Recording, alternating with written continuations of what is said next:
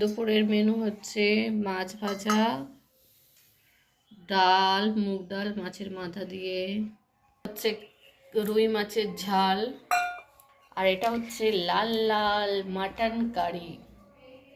দেখে কালারটা দেখেই বুঝতে পারছেন কত সুন্দর হয়েছে।